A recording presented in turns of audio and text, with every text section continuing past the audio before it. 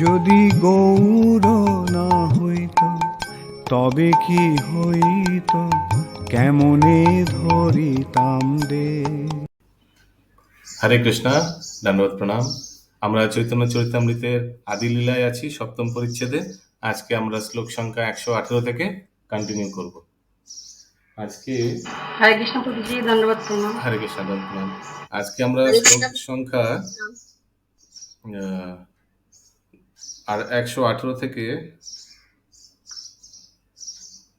121 অব্দি করবো। বাস 4টে শ্লোক, আর 118 থেকে 121 অব্দি। 118 নম্বর শ্লোক।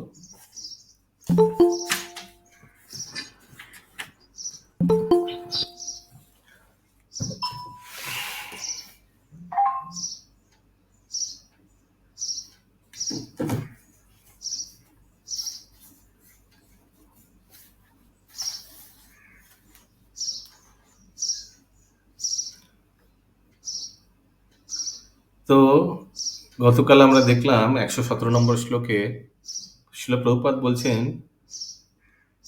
যে এখানে শ্রী চৈতন্য মহাপ্রভু কিন্তু ভগবদ্গীতা, বিষ্ণু পুরাণ আদি স্মৃতি প্রস্থানের প্রমাণ প্রদর্শন করেছেন। ভগবদ্গীতা, মহাভারত ও পুরাণ আদি বৈদিক শাস্ত্রের বর্ণনা স্বীকার করলে পরমেশ্বর ভগবানকে না মেনে পারা যায় না। মানে পরমেশ্বর ভগবানের যে সবিশেষ রূপ, সেটাকে না মেনে পারা যায় না। এরপর শিল প্রভুপাদ এরপর মহাপ্রভু এরপর একটি শ্লোক কোট করা হচ্ছে। মহাপ্রভু শ্লোক কোট করছেন কোথা থেকে? ভগবদ্গীতা থেকে। শ্রী চৈতন্য মহাপ্রভু তাই ভাগবদ্গীতার একটি শ্লোক উদ্ধৃতি দিয়েছেন। সেই শ্লোকটি হচ্ছে 118 নম্বর শ্লোক, যেটা আমরা এখন শুরু করব। এটা ভাগবদ্গীতারই শ্লোক। अपरेयामितस्त्वन्नाम प्रकृतिं विद्धि मे पराम जीवभूतं महाबाहो ययेदं धार्यते जगत्। হে মহাবাহু অর্জুন, এই অপরা প্রকৃতির অতীত আমার আরো একটি পরা প্রকৃতি রয়েছে। সেই প্রকৃতি চৈতন্য স্বরূপা ও জীবভূতা।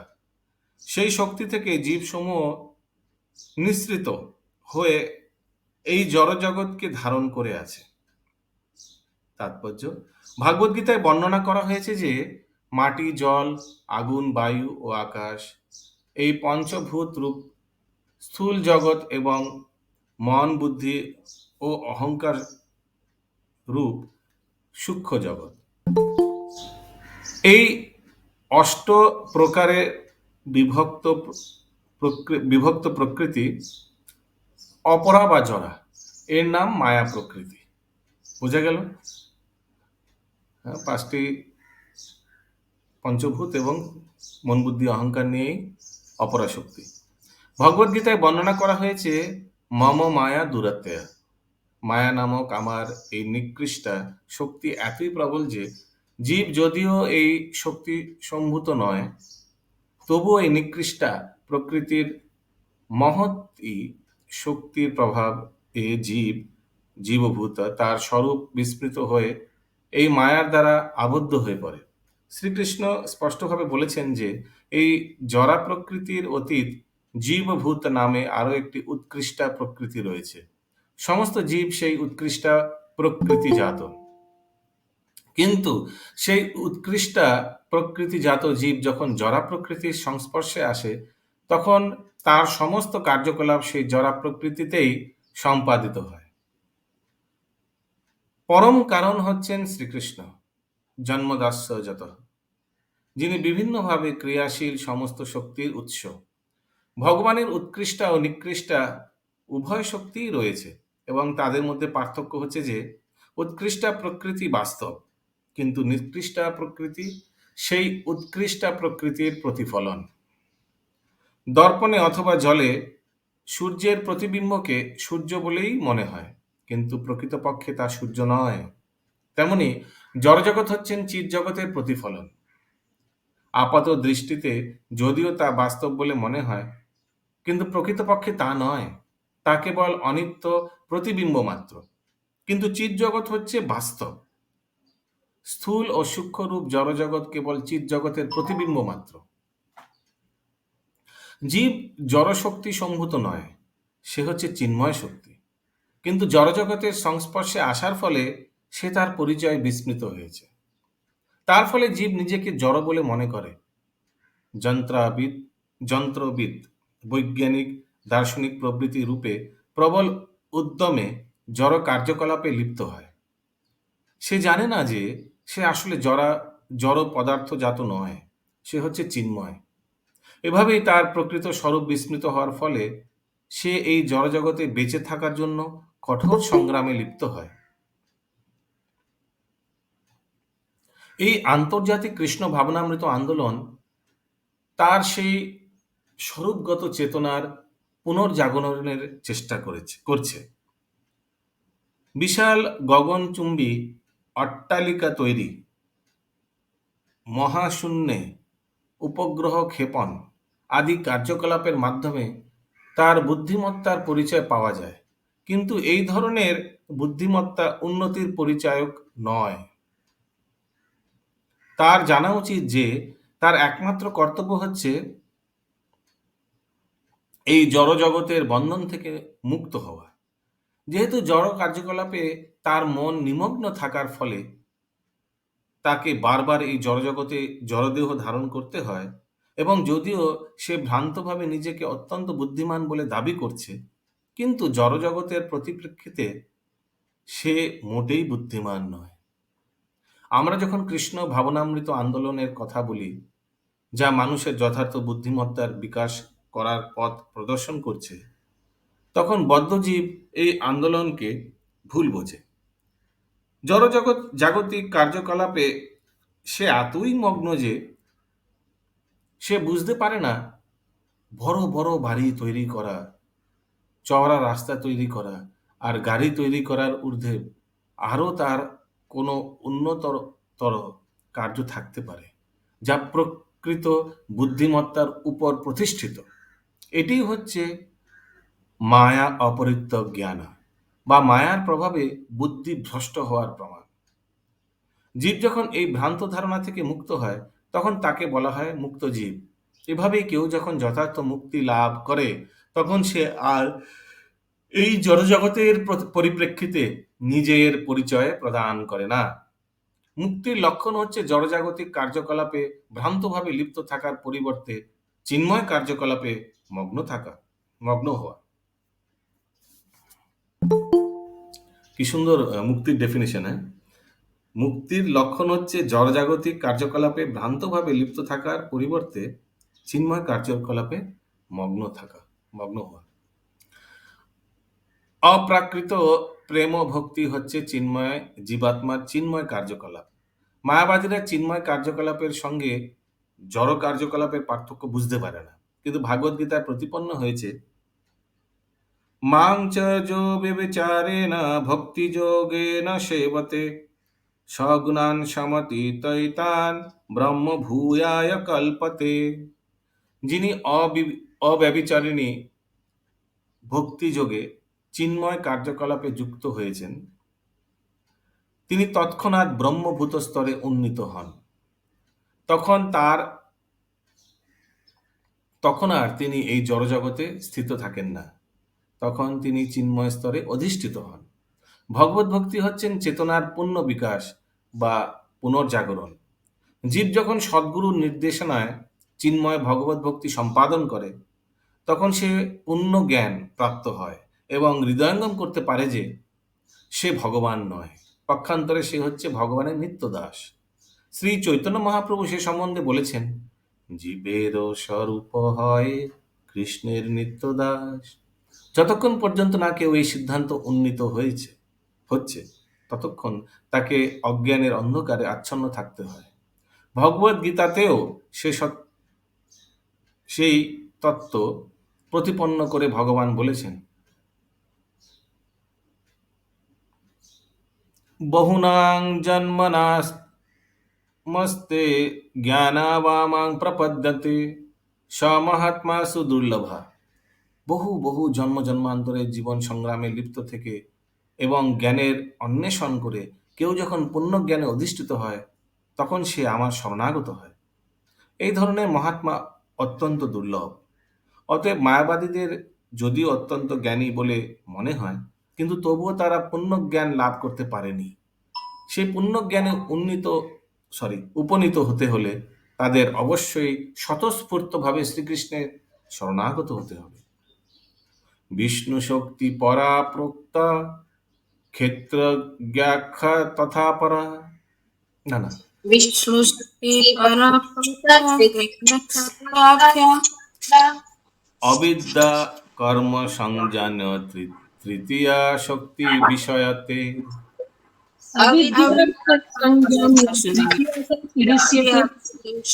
সরি, এইভাবে হবে না এটা। বিষ্ণু শক্তি পরা প্রোক্তা क्षेत्र व्याख्या तथा परा अविद्या कर्म संज्ञान्य तृतीय शक्तिर इष्यते। কারোর কোনো লাইন অসুবিধা হলে প্লিজ তখনই আটকে জিজ্ঞেস করে ফেলবেন, কোনো অসুবিধা নেই। प्रभु जी एक क्वेश्चन था, হ্যাঁ, इससे पीछे में जो लास्ट पैराग्राफ है, जो भक्ति शुद्ध भक्ति अव्यभिचारिणी भक्ति, इसका मतलब क्या हुआ? अव्यभिचारिणी शुद्ध यानी- भक्ति के बारे में व्यभिचार माने अनफेथफुल, अनचेस्ट। जो स्त्री अपने पति के अलावा और किसी को बारे में नहीं सोचता है, नहीं देखता है, वो अभिचारिणी माने अनन्या भक्ति, माने कृष्ण के अलावा और कोई भी किसी का भी शरणागत, कोई भी देवी देवता ये सब का शरणागत नहीं हुआ, उसको ठीक है प्रभु। Thank you. অনুবাদ। বিষ্ণু শক্তি তিন প্রকার: পরা, ক্ষেত্রজ্ঞ ও অবিদ্যা। পরা শক্তি হচ্ছে চিৎ শক্তি, ক্ষেত্রজ্ঞ শক্তি হচ্ছে জীব শক্তি, যা পরা শক্তি সম্ভূত হলেও অবিদ্যার দ্বারা আচ্ছন্ন হতে পারে। এবং তৃতীয় শক্তিটি হচ্ছে কর্ম সংজাপ রূপে অবিদ্যা শক্তি, অর্থাৎ মায়া শক্তি। এই শ্লোকটি বিষ্ণু পুরাণ থেকে উদ্ধৃত। ভগবদ গীতা থেকে উদ্ধৃত পূর্ববর্তী শ্লোকে প্রতিপন্ন হয়েছে যে জীব ভগবানের শক্তির অন্তর্গত। ভগবান শক্তিমান এবং তার বহুবিধ শক্তি রয়েছে। পরস্য শক্তি বিবিধৈব শ্রয়তে। এখন বিষ্ণু পুরাণ থেকে উদ্ধৃত এই শ্লোকটিতেও তা পুনরায় প্রতিপন্ন হয়েছে। বিভিন্ন প্রকারের শক্তি রয়েছে এবং তাদের তিনটি শ্রেণীতে বিভক্ত করা হয়েছে, যথা চিৎ শক্তি, তটস্থা শক্তি ও বহিরঙ্গা শক্তি। চিৎ শক্তি চিৎ জগতে প্রকাশিত। শ্রীকৃষ্ণের নাম, রূপ, গুণ, লীলা, পরিকর আদি সবকিছুই চিন্ময়। সেই সম্বন্ধে ভাগবদ্গীতায় বলা হয়েছে,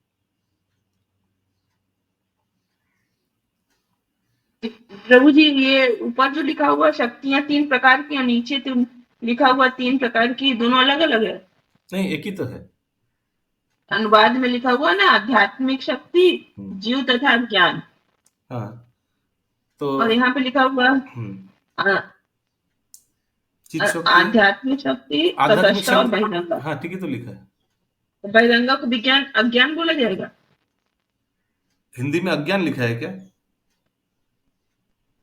प्रभु जी अज्ञान लिखा है, अनुवाद में अज्ञान लिखा हुआ ना। ऊपर में लिखा हुआ है प्रभु, अज्ञान मतलब बहिरंगा शक्ति के लिए बोला है, माया के लिए। अच्छा, बंगाली में अज्ञान नहीं लिखा है, माया शक्ति लिखा है डायरेक्ट। ओके, तो ये तो हम लोग को मालूम है तीन प्रकार का शक्ति, एक एक शक्ति का अलग अलग बहुत नाम है। हम लोग क्लास में एक बार किया भी था। अंतरंगा शक्ति का अलग अलग नाम आप लोग ने बताया था, फिर जीव शक्ति का अलग अलग नाम बताया था, और बहिरंगा शक्ति यानी माया शक्ति का भी अलग अलग नाम। ओके, শ্রীকৃষ্ণ, হ্যাঁ সেই সম্বন্ধে ভগবদ্গীতায় বলা হয়েছে, অজোহপি সন্ন না, এটা শ্লোকটা अजोऽपि सन् अव्यात्मा भूतानामीश्वरोऽपि सन् प्रकृतिं स्वन् अधिष्ठाय সম্ভবামি আত্মমায়য়া। যদিও আমি জন্মরহিত এবং আমার চিন্ময় দেহ অব্যয়, এবং যদিও আমি সর্বভূতের ঈশ্বর, তবুও আমি আমার অন্তরঙ্গা শক্তিকে আশ্রয় করে স্বীয় মায়ার দ্বারা আমি আমার আদি চিন্ময় স্বরূপে যুগে যুগে অবতীর্ণ হই। আত্ম মায়া বলতে চিৎ শক্তিকে বোঝায়। শ্রীকৃষ্ণ যখন এই ব্রহ্মাণ্ডে বা অন্য কোনো ব্রহ্মাণ্ডে অবতরণ করেন, তখন তিনি তা করেন তার চিৎ শক্তির প্রভাবে। আমরা জন্মগ্রহণ করি জরা প্রকৃতির নিয়মের কর্মফলের বন্ধন অনুসারে, কিন্তু বিষ্ণু পুরাণে বর্ণনা অনুসারে ক্ষেত্রজ্ঞ বা জীব পরা প্রকৃতির সম্মত। তাই আমরা যখন জরা প্রকৃতির বন্ধন থেকে মুক্ত হই, তখন আমরাও চিৎ জগতে প্রবেশ করতে পারি। জড় প্রকৃতি হচ্ছে অবিদ্যা শক্তি বা চিৎ জগৎ সম্বন্ধে পূর্ণ অজ্ঞান। জড়জগতে জীব জড়া প্রকৃতির বিস্তারের মাধ্যমে জড়সুখ ভোগের আশায় নানা রকম সকাম কর্মে লিপ্ত হয়। এই কলিযুগে তা অত্যন্ত প্রবলভাবে প্রকাশিত, কেননা মানব সমাজ চিন্ময় প্রকৃতি সম্বন্ধে সম্পূর্ণভাবে অজ্ঞ থেকে জড়জাগতিক কার্যকলাপের মহতি আয়োজনে ব্যস্ত। এই যুগের মানুষ তাদের চিন্ময় স্বরূপ সম্বন্ধে প্রায় সম্পূর্ণরূপে অজ্ঞ।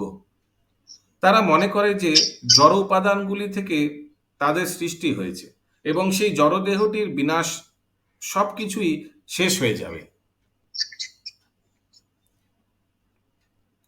তাই তারা সিদ্ধান্ত করে যে জড় ইন্দ্রিয়ের সমন্বিত এই জড় দেহটি যতক্ষণ রয়েছে ততক্ষণ পূর্ণমাত্রা ইন্দ্রসুখ উপভোগ করে যেতে হবে। যেহেতু তারা নাস্তিক, তাই তারা পুনর্জন্ম বিশ্বাস করে না। ইয়েস, ভারতী মাতি, নেক্সট পেজ। এই শ্লোকে এই সমস্ত কার্যকলাপকে অবিদ্যা কর্ম সংজ্ঞানা বলে বর্ণনা করা হয়েছে। অবিদ্যা বা জড়শক্তি ভগবানের চিৎ শক্তি থেকে ভিন্ন। তাই যদিও তা ভগবানেরই শক্তি, তবুও তিনি তাতে উপস্থিত থাকেন না। ভগবদ্গীতায়ও ভগবান বলেছেন, মৎস্থানি সর্বভূতানি, সবকিছু আমাকে আশ্রয় করে বিরাজ করছে। এই উক্তি থেকে স্পষ্টভাবে প্রতীয়মান হয় যে সবকিছুই ভগবানের শক্তিকে আশ্রয় করে রয়েছে। যেমন গ্রহ নক্ষত্রগুলি মহাশূন্যের আশ্রয়ে রয়েছে, যা হচ্ছে শ্রীকৃষ্ণের ভিন্না শক্তি। ভগবদ্গীতায় শ্রীকৃষ্ণ বলেছেন, ভূমিরপনলাবায়ু খং মন বুদ্ধিরেব চ অহংকার ইতি ইয়ং মে ভিন্না প্রকৃতির অষ্টধা। ভূমি, জল, আগুন,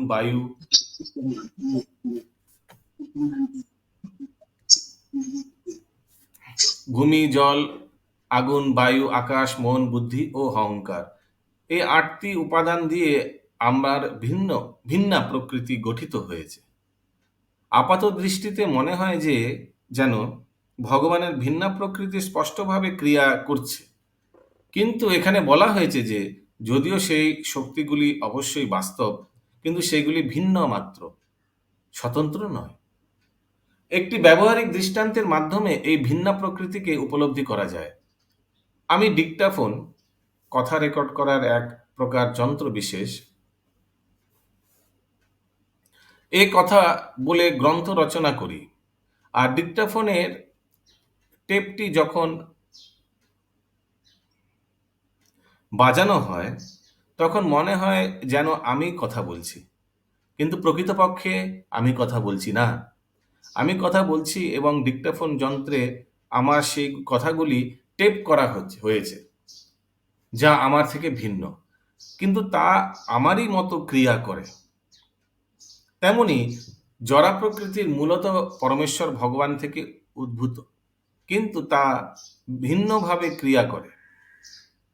যদিও ভগবানেরই সেই শক্তি সরবরাহ বরাহ করেছেন।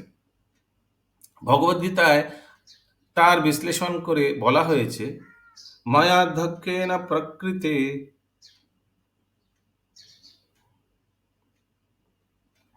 সুয়তে সচরাচরম। হে কুন্তিপুত্র, আমার অধ্যক্ষতার দ্বারা এই জড়া প্রকৃতি চরাচর বিশ্ব সৃষ্টি করে। পরমেশ্বর ভগবানের অধ্যক্ষতায় আপাত দৃষ্টিতে মনে হয় যেন জড়া প্রকৃতি স্বতন্ত্রভাবে ক্রিয়া করছে, কিন্তু প্রকৃতপক্ষে তা স্বতন্ত্র নয়।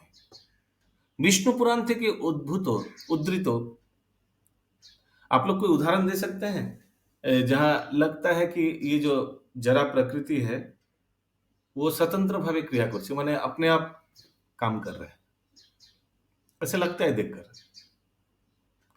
लेकिन वो अपने आप नहीं कर रहा है। जैसे सूर्य को देख के लगता है ना कि डेली अपने आप काम कर रहा है, रूटीन कभी फेल नहीं होती है, टाइमली आ जाता है, टाइमली चला जाता है। मौसम को भी देख के लगता है टाइमली आता है, परिवर्तन होते रहता है, दिन रात ये कितना सुंदर परिवर्तन होते रहता है। लेकिन क्या ये वास्तव में अपने आप हो रहा है? सूर्यदेव के अपने आप कर पा रहा है? नहीं, सब भगवान के जी जो बारिश होता है अचानक हो, हाँ अचानक होता है, लेकिन वो भी तो भगवान की इच्छा से ही होता है ना। इंद्रदेव जो अचानक बारिश वृष्टि करता है, वर्षा करता है, लेकिन all are as per administration of Krishna. एक भजन भी बहुत सुंदर है, तुम्ही तो मारी बे जा रे के तारे राखीते पारे, और उसमें एक लाइन आता है, तब भये वायु बय चंद्र सूर्य সমুদয় सनियमित कार्य करे।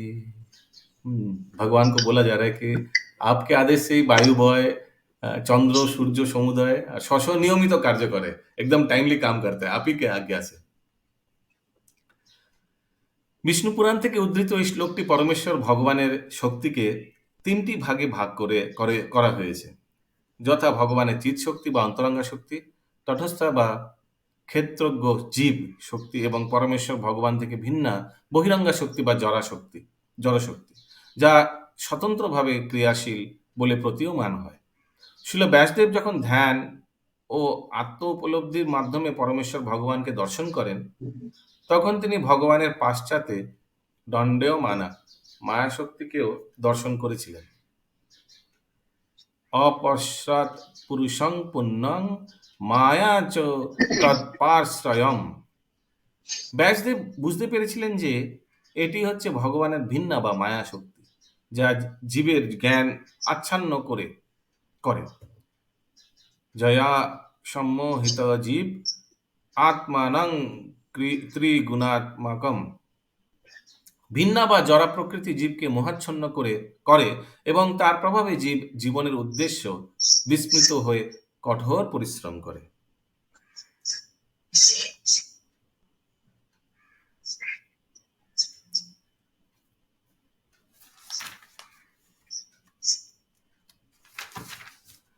দুর্ভাগ্যবশত তাদের প্রায় সকলেই মনে করে যে তাদের দেহটি হচ্ছে তাদের স্বরূপ এবং জড় ইন্দ্রিয়গুলি উপভোগ করাই হচ্ছে তাদের জীবনের চরম লক্ষণ। কেননা মৃত্যুর পর সবকিছু শেষ হয়ে যাবে। এই নাস্তিক দর্শন বহুকাল পূর্বে ভারতবর্ষে চারবাক মুনি কর্তৃক প্রবর্তিত হয়ে প্রসার লাভ করেছিল। তার মতে ঋণং কৃত্যং ঘৃতং পিবেত যাবজ্জীবেত সুখং জীবয়েত ভস্মীভূতস্য দেহস্য কুত পুনরাগমনা ভবেত। তার মতবাদ হচ্ছে যে যতদিন পর্যন্ত জীবন আছে ততদিন যতটুকু পারা যায় ঘি খেতে হবে। ঋণং কৃত্যং ঘৃয়াত পিবেত। ভারতবর্ষে ঘি থেকে নানা রকম উপাদেয় খাবার তৈরি করা হয়। যেহেতু সকলের ভালো খাবার খেতে চায়, তাই যত সম্ভব ঘি খাওয়ার জন্য চার্বক মুনি উপদেশ দিয়েছেন। কেউ বলতে পারে, আমার টাকা নেই, তাহলে আমি ঘি কিনবো কি করে? তাই চার্বক মুনি বলেছেন, তোমার যদি টাকা না থাকে তাহলে ভিক্ষা করে হোক, ধার করে হোক অথবা চুরি করে হোক, যেভাবে হোক না কেন ঘি সংগ্রহ করে জীবনটাকে উপভোগ করো। যদি কেউ আপত্তি করে বলে যে ঋণ করা অথবা চুরি করার মতো মতো অধৈব কর্ম করলে পরবর্তী জীবনে তা ফল ভোগ করতে হবে, তার উত্তরে চার্বাক মুনি বলেছেন, ফল ভোগ করার দায়িত্ব নেই, কেননা মৃত্যুর পর দেহ যখন ভূমিভূত হয়ে যাবে তখন সবকিছু শেষ হয়ে যাবে। একে বলা হয় অজ্ঞান। ভাগবদ্গীতা থেকে জানা যায় যে দেহের বিনাশ হলেও আত্মার বিনাশ হয় না। না হান্নাতে হান্নামান শরীরে। দেহের বিনাশ মানে হচ্ছে অপর আর একটি দেহ লাভ করা, তথা দেহান্তরা প্রাপ্তির। তাই এই জড়জগতে অধৈব কর্ম করা বা পাপ কর্ম করা অত্যন্ত বিপজ্জনক। আত্মা ও তার দেহান্তর সম্বন্ধে কোনো জ্ঞান না থাকার ফলে মানুষ মায়ার পর প্রলোচনায় নানা রকম পাপ কর্ম লিপ্ত হয়। তারা মনে করে যে চিন্ময় অস্তিত্ব সম্বন্ধে কোনো জ্ঞান ছাড়াই কেবল জড় জ্ঞানের প্রভাবে তারা সুখী হতে পারবে। তাই জড়জগতে এবং তার কার্যকলাপকে এখানে অবিদ্যা কর্মসংজানং বলে বর্ণনা করা হয়েছে। পরমেশ্বর ভগবান থেকে ভিন্ন জড়া প্রকৃতির প্রভাবে আচ্ছন্ন মানুষের অজ্ঞান অন্ধকার বিদূরিত করে তাদের স্বরূপের পুনরুজ্জীবনের জন্য ভগবান এই জড়জগতে অবতরণ করেন। যদা যদা হি ধর্মস্য গ্লানির্ভবতি ভারত। জীবন যখন তার স্বরূপ থেকে ভ্রষ্ট হয় তখন ভগবান এসে জীব যখন তার স্বরূপ থেকে ভ্রষ্ট হয় তখন ভগবান এসে তাদের শিক্ষা দেন। সর্বধর্মাং পরিত্যজ্য মাং একং শরণং ব্রজ। হে জীবগণ, তোমাদের সব রকম জড় কার্যকলাপ পরিত্যাগ করে কেবল আমার শরণাগত হও, তাহলে আমি তোমাদের রক্ষা করব। চার্বক মুনির নির্দেশ হচ্ছে ঘি ক্রয় করার জন্য ভিক্ষা করা, ধার করা অথবা টাকা চুরি করা উচিত এবং জীবনকে উপভোগ করা উচিত। ঋণং কৃত্যং ঘৃহৎ পিবেত। এভাবেই দেখা যায় যে ভারতবর্ষে সব থেকে বড় নাস্তিকও নির্দেশ দিচ্ছে ঘি খাওয়ার জন্য, মাংস খাওয়ার জন্য নয়। মানুষ যে বাঘ অথবা কুকুরের মতো মাংস খাবে তা কেউ কখনো কল্পনাও করতে পারতো না। কিন্তু আজকের মানুষ এতই অধঃপতিত হয়েছে যে তারা পশুর মতো হয়ে গেছে। সুতরাং আধুনিক সভ্যতাকে মানব সভ্যতা বলে বলা যায় না। হেন জীব তত্ত্ব লইয়া লিখি পরতত্ত্ব।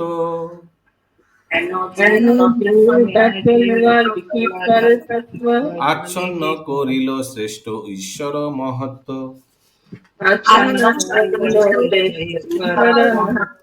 মায়াবাদ দর্শন এতই নীচ যে জীবকে ভগবান বলে বর্ণনা করা হয়েছে।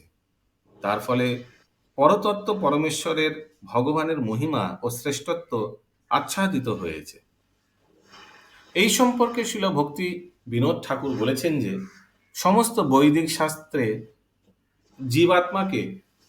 জীবতত্ত্বকে ভগবানের শক্তি বলে উল্লেখ করা হয়েছে। কেউ যদি জীবকে ভগবানের অতি ক্ষুদ্রাতীত ক্ষুদ্র স্ফুল্লিঙ্গ বলে গ্রহণ না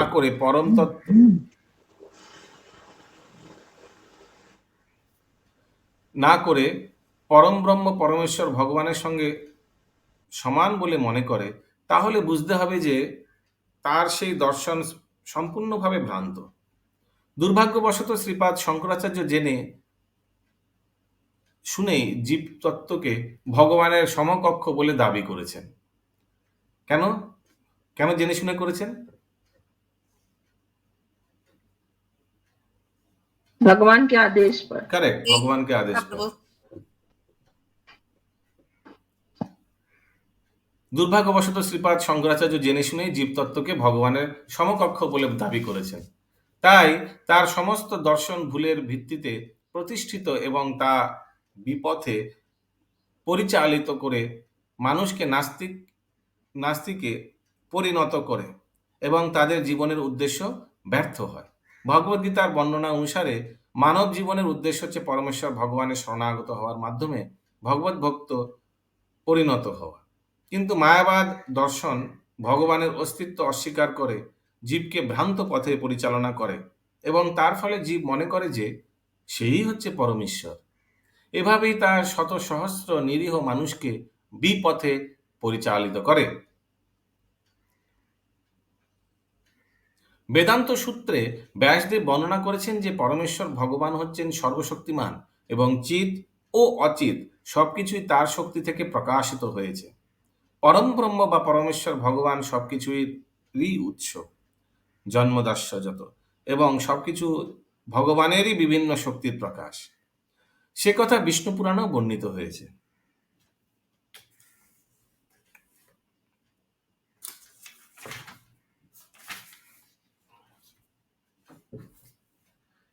एकदेश स्थित यज्ञैर्ज्योत्स्ना विस्तारिणि यथा परस्य ब्रह्मणा शक्ति तथेदामखिलां जगत्।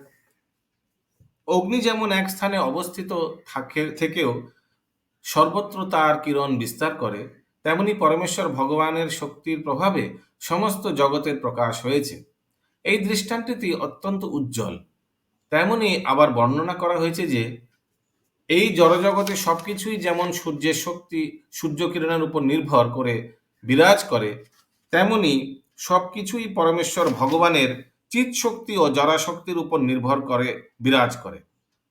এভাবে শ্রীকৃষ্ণ যদিও তার স্বীয় ধামে থাকেন, গোলোক এব নিজ সত্যাখিলাত্মা ভূত, যেখানে তিনি নিরন্তর তার গোপসখা ও ব্রজগোপিকাদের সঙ্গে অপ্রাকৃত লীলাবিলাস উপভোগ করেন, কিন্তু তবুও তিনি সর্বত্রই বিরাজমান।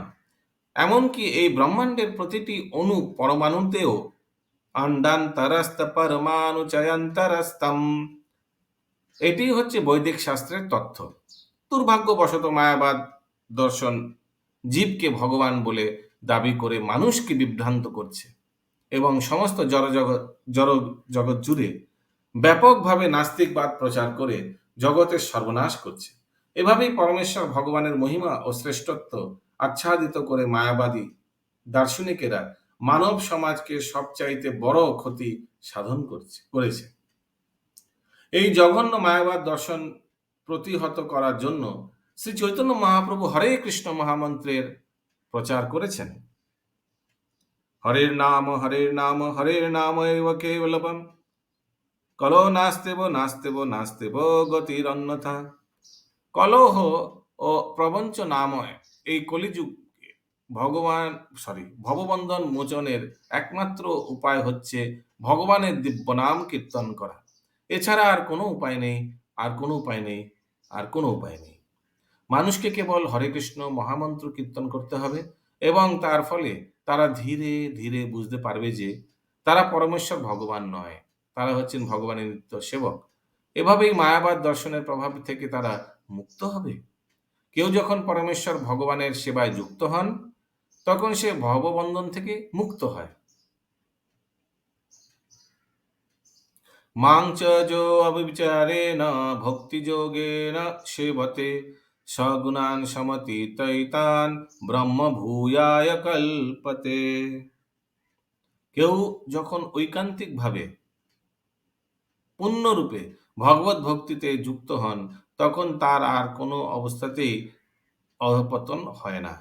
তখন তিনি ত্রিগুণাত্মিকা জগতের স্তর অতিক্রম করে ব্রহ্মভূত স্তরে অধিষ্ঠিত হন। তাই যে সমস্ত মূর্খ জীব মনে করে যে ভগবান নেই, অথবা যদি তিনি থেকেও থাকেন তবে তিনি নিরাকার বা নির্বিশেষ, আসলে তারাই হচ্ছে এক একটি ভগবান। তাদের সেই ভয়ঙ্কর অধঃপতিত অবস্থা থেকে রক্ষা করার একমাত্র আশার আলোক হচ্ছে কৃষ্ণ ভাবনামৃত আন্দোলন। হরি বল। ব্যাসের সূত্রেতে কহে পরিণামবাদ, परिणामवाद ব্যাস ভ্রান্ত বলি তার উঠাইল বিবাদ। व्यास भ्रांत बलि तार उठाइल विवाद। বেদান্ত সূত্রে ছিল ব্যাসদেব বর্ণনা করেছেন যে সবকিছু হচ্ছে ভগবানের শক্তির রূপান্তর, কিন্তু শঙ্করাচার্য সমস্ত জগৎকে বিভ্রান্ত করে মন্তব্য করলেন যে ব্যাসদেবের সিদ্ধান্ত ভ্রান্ত। এভাবেই তিনি সমগ্র জগতের অস্তিত্ববাদের মহাবিবরোধের সৃষ্টি করেছেন।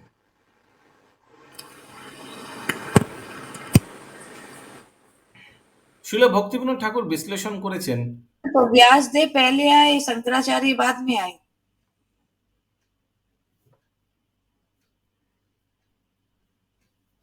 हाँ, ये श्लोक से तो वही पता चल रहा है। व्यासदेव तो द्वापर में ही आए थे ना, इसीलिए व्यासदेव पहले हुए, व्यासदेव द्वापर के अंत अंत में आए, और अंत। शंकराचार्य तो कलयुग में आए। तो प्रभु फिर कैसे लोग, पहले तो भगवान ने तो भक्ति का प्रचार कर दिया ना। पहले भगवान ने तो भक्ति का प्रचार कर दिया ना। हाँ, तो हम लोग को मालूम है कि शंकराचार्य आए थे बुद्ध देव के बाद।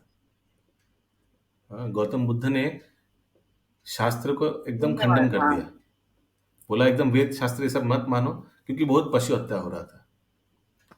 तो फिर शास्त्र को फिर से पुनर्स्थापन करना जरूरी था, और उसीलिए शंकराचार्य ने आया। हो सकता है शंकराचार्य ने निर्विशेष ब्रह्मज्योति का उपासना का प्रचार किया, लेकिन उन्होंने फिर से वेद शास्त्र का पुनर्स्थापन भी किया। बोला कि वहां वेद पठन करो, अध्ययन करो। उसीलिए इन लोग का जो शिष्य लोग होता है बहुत वेद अध्ययन पठन का ज्यादा महत्व रखता है ना, लेकिन भगवान को निर्विशेष रूप में इन लोग स्वीकार करता है, सविशेष रूप में नहीं।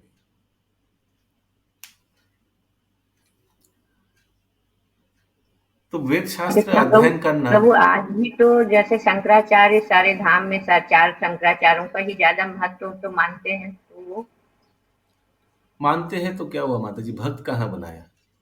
आप प्रभु खुद ही शून्यवाद और निर्विशेषवाद में क्या अंतर? अच्छा, बहुत तीनों प्रश्न आ गए। पहले आपने पूछा कौन आगे आया पाया, फिर माता जी ने पूछा चार मठ में क्या मानता है, इन लोग को मानता है। तो सुमना गौरांगी माता जी, आपका पहला प्रश्न का उत्तर यही है कि शंकराचार्य ने जो वेद शास्त्र अध्ययन करने बोला, इसका मतलब ऑलरेडी वेद शास्त्र अध्ययन उपलब्ध था, और वो तभी उपलब्ध था जब वेद व्यास ने ये सब रचा। ठीक है। दूसरी बात, महामंजरी माता जी, आप जो बोल रहे चार प्रमुख मठ में, चार प्रमुख जो धाम है, इसमें शंकराचार्य का ही मठ ज्यादा प्रसिद्ध है। हो सकता है प्रसिद्ध है, बड़ा है, जगह आगे से ले लिया है, लेकिन बताइए कितना शिष्य बनाया, कितना लोग चार नियम 16 माला जप कर रहे हैं, कितना लोग हरे कृष्ण महामंत्र जप कर रहे हैं जो कलयुग का धर्म है, युग धर्म है, और कितना लोग नियम पालन कर रहे हैं, कितना लोग भगवान का आराधना कर रहे हैं। उन लोग को ये भी मालूम नहीं भगवान कौन है, फर्स्ट ऑफ ऑल। और क्या पूछा सुमना गौरंगी माता जी आप फिर बाद में? शून्यवाद और निर्विशेषवाद में अंतर। शून्यवाद बोलता है जैसे बुद्धिस्ट लोग, मृत्यु के बाद और पुनर्जन्म नहीं होगा, देयर इज नो री इनकारनेशन। री इनकारनेशन माने पुनर्जन्म नहीं होगा, खत्म, फिनिश। वो क्या बोलते हैं Rahul Gandhi, ta-ta bye bye, हाँ खत्म, फिनिश, हाँ यही खत्म जीवन। उसीलिए अभी थोड़ा आगे बता रहा था ना, हाँ चार वक्त मनी, हाँ खाओ पियो, क्योंकि फिर जन्म नहीं होगा, शून्यवाद, शून्य में विलीन हो जाएगी। और निर्विशेष बात तो भगवान को निर्विशेष समझना, भगवान का सविशेष रूप नहीं है। भगवान को मानना, पुनर्जन्म को भी मानता है, लेकिन भगवान को आकार नहीं है, यही मानता है हम लोग।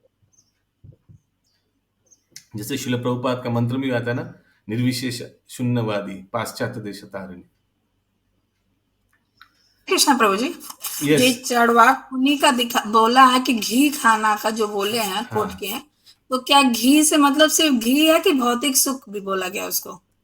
वही सब कुछ उसमें, सब कुछ वही पकड़ लेना पड़ेगा। सब हाँ, घी एक समाज में एक ऐश्वर्य का प्रतीक है ना।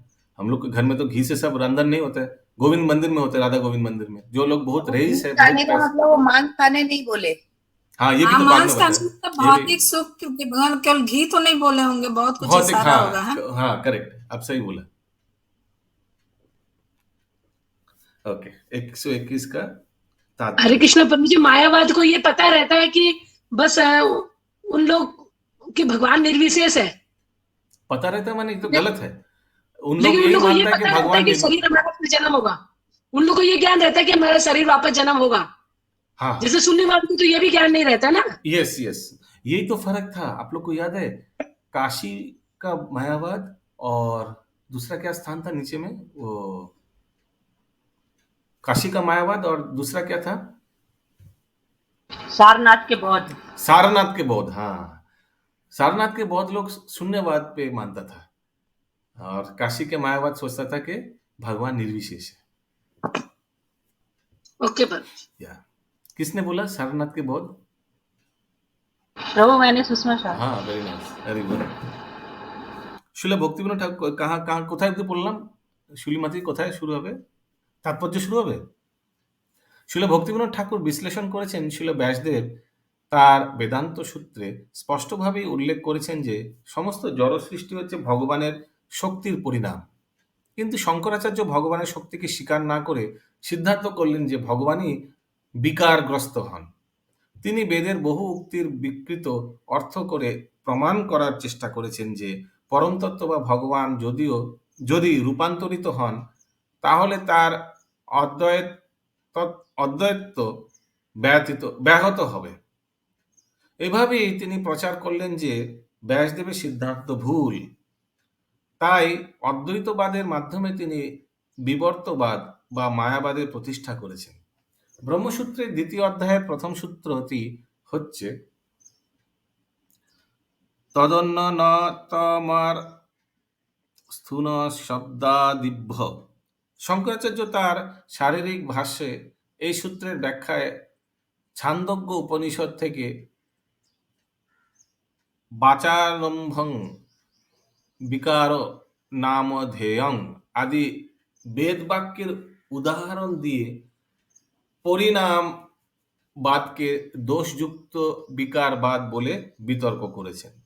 ভগবানের শক্তিরই এই পরিবর্তনতা বা পরিণামকে তিনি ভ্রান্তভাবে অস্বীকার করার চেষ্টা করেছেন, যা পরে বিশ্লেষণ করা হবে। কন্টিনিউ করুন শুলি মাতাজি। যেহেতু তার মতে, আপনি মিউটে আছেন, ভগবান নির্বিশেষ,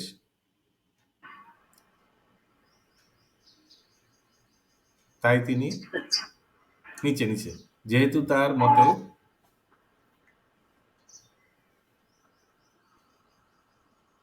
যেহেতু তার মতে ভগবান নির্বিশেষ, তাই তিনি বিশ্বাস করেন না যে সমস্ত জড় সৃষ্টি হচ্ছে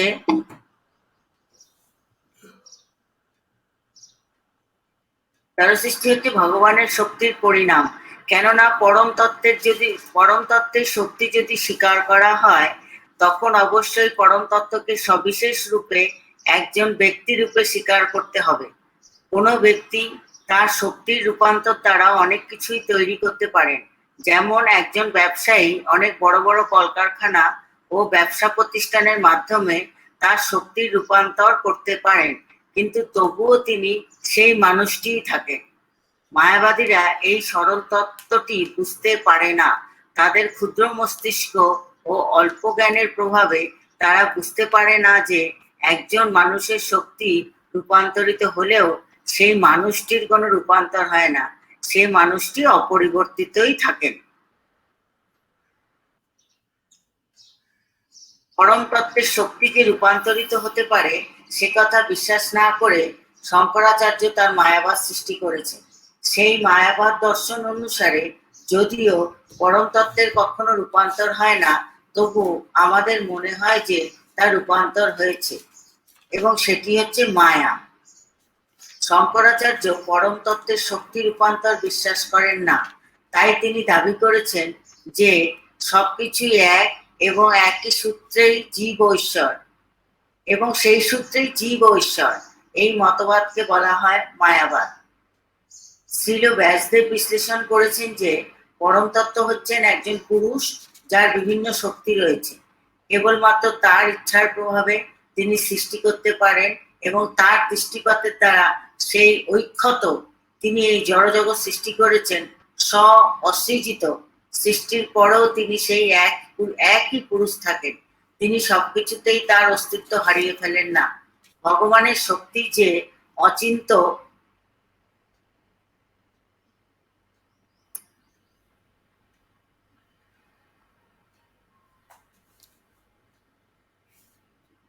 ये म्यूट है।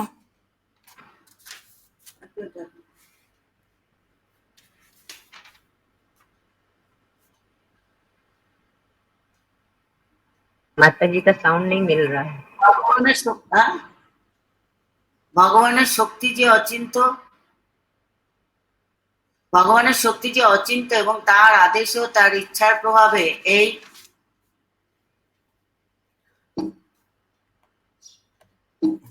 এই বৈচিত্র্যময় জগতের সৃষ্টি হয়েছে তা স্বীকার করতেই হবে। বৈদিক শাস্ত্রে বলা হয়েছে সত্যতঃ ন বুদ্ধি বিকার ইতুস্তরিত। হ্যাঁ, এই মন্ত্র নির্দেশ করেছে যে, বলুন। আমি করবো মাতাজি, আমি করবো। হ্যাঁ, পড়ুন এই মন্ত্র। একটি সত্য তত্ত্ব থেকে অন্য একটি সত্য তত্ত্বের উদয় হলে তাকে অন্য বস্তু বলে যে ধারণা, সেটি হচ্ছে বিকার অর্থাৎ পরিণাম। দৃষ্টান্ত স্বরূপ একজন পিতা হচ্ছে একটি সত্য তত্ত্ব এবং পিতা থেকে উৎপন্ন একটি পুত্র হচ্ছে একটি দ্বিতীয় সত্য তত্ত্ব। এভাবেই তারা উভয়েই সত্য তত্ত্ব, যদিও একটি আরেকটি থেকে উৎপন্ন। প্রথম সত্য তত্ত্ব থেকে উৎপন্ন দ্বিতীয় স্বতন্ত্র সত্য তত্ত্বটিকে বলা হয় বিকার বা পরিণাম। পরম ব্রহ্ম হচ্ছেন পরম তত্ত্ব এবং অন্য যে সমস্ত শক্তি তার থেকে উদ্ভূত হয়েছে এবং স্বতন্ত্রভাবে বিরাজ করছে, যেমন জীব ও প্রকৃতি, এরাও সত্য। এটি হচ্ছে বিকারের বা পরিণামের একটি দৃষ্টান্ত। বিকারের আরেকটি দৃষ্টান্ত হচ্ছে একটি সত্য বস্তু দুগ্ধের আরেকটি সত্য বস্তু দধিতে পরিণত হওয়া। দধি হচ্ছে দুগ্ধের পরিণাম, যদিও দধি ও দুগ্ধের উপাদান এক। ছান্দোগ্য উপনিষদে বর্ণিত হয়েছে ঐক্যদাত্মমিদং সর্বম। এই বেদ বাক্য থেকে ব্রহ্মই যে জগৎ, সেই সম্বন্ধে আর কোনো সন্দেহই থাকে না। পরতত্ত্বে অচিন্ত শক্তিসমূহ রয়েছে, সেই কথা সেটা সতত উপনিষদেও প্রতিপন্ন হয়েছে। পরাশ্ব শক্তির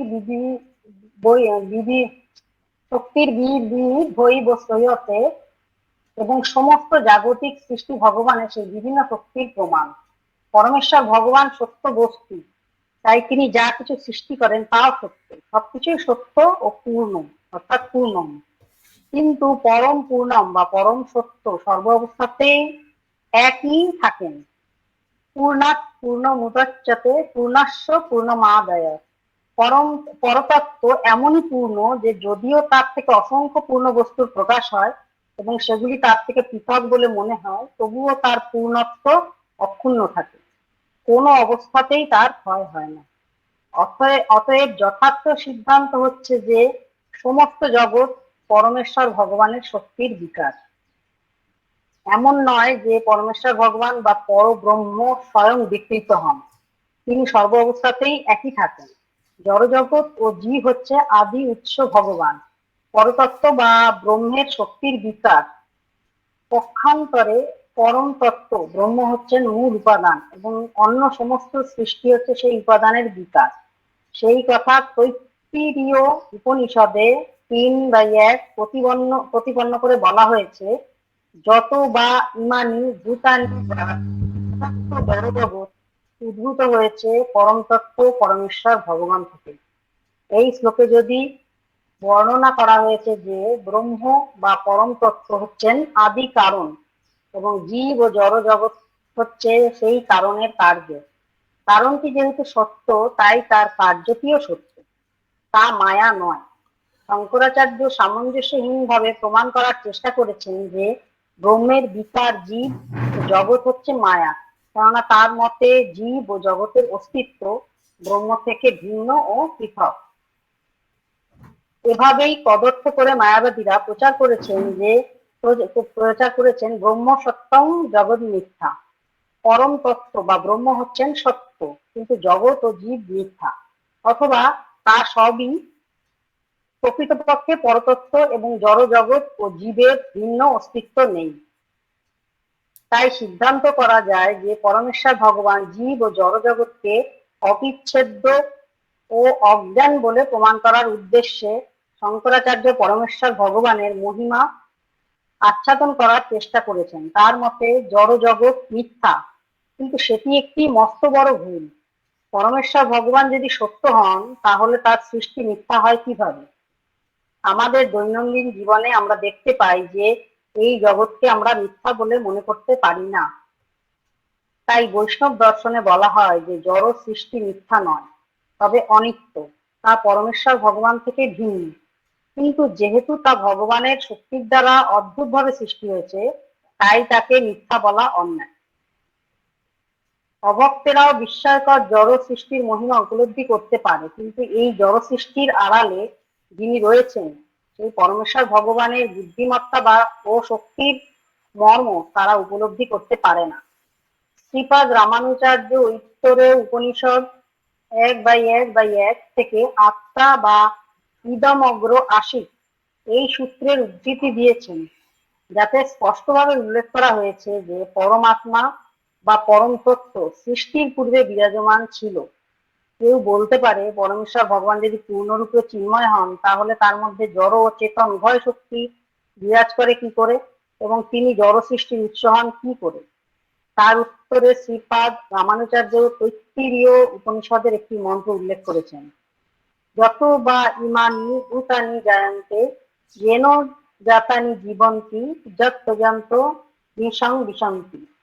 এই মন্ত্রে প্রতিপন্ন হয়েছে যে সমস্ত জগৎ পরম তত্ত্ব পরমেশ্বর ভগবান থেকে প্রকাশিত হয়েছে, তাকে আশ্রয় করেই বিরাজ করছে এবং প্রলয়ের পর তারই শরীরে লীন হয়ে যাবে। প্রকৃতপক্ষে জীব চিন্ময়, এবং সে যখন জীব জগতে প্রবেশ করে বা পরমেশ্বর ভগবানের শরীরে প্রবেশ করে, তখনও স্বতন্ত্র আত্মারূপে তার অস্তিত্ব বজায় থাকে। এই সম্পর্কে শ্রীপাদ রামানুজাচার্য একটি দৃষ্টান্ত দিয়েছেন যে একটি সবুজ পাখি যখন একটি সবুজ গাছে গিয়ে বসে, তখন সে গাছ হয়ে যায় না, যদিও মনে হয় যে সে গাছের সবুজে লীন হয়ে গেছে, তবুও একটি পক্ষী রূপে তার অস্তিত্ব বজায় থাকে।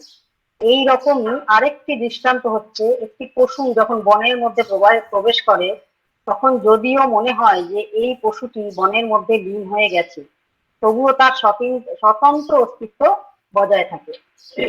তেমনি জড় জগতে মায়া শক্তি ও তত্ত্বস্থা শক্তি জীব তাদের স্বাতন্ত্র্য বজায় রাখে। এভাবেই যদিও জড় জগতে পরমেশ্বর ভগবানের বিভিন্ন শক্তি পরস্পরের সঙ্গে ক্রিয়া করে, তবুও তাদের স্বতন্ত্র অস্তিত্ব বজায় থাকে। তাই জড় অথবা চেতন শক্তিতে লীন হয়ে যাওয়ার অর্থ এই নয় যে তাদের স্বাতন্ত্র নষ্ট হয়ে যায়। রামানুজাচার্যের বিশিষ্টাদ্বৈতবাদ অনুসারে ভগবানের বিভিন্ন সমস্ত শক্তি যদিও এক, কিন্তু তবুও প্রতিটি শক্তি তাদের বৈশিষ্ট্য বজায় রাখে। আনন্দময় ভাষ্যাৎ শব্দটির কদর্থ করে শ্রীপাদ শঙ্করাচার্য বেদান্ত সূত্রের পাঠকদের বিভ্রান্ত করার চেষ্টা করেছেন। এমনকি তিনি বেদান্ত সূত্রের প্রণেতা ব্যাসদেবের ভুল ধরারও চেষ্টা করেছেন। বেদান্ত সূত্রের সব কয়টি সূত্রের এখানে পরীক্ষা করে দেখার প্রয়োজন, তবে একটি আলাদা গ্রন্থে বেদান্ত সূত্র উপস্থাপন করার পরিকল্পনা আমাদের রয়েছে। এখানে রহিল গ্রন্থ অমৃত লহর।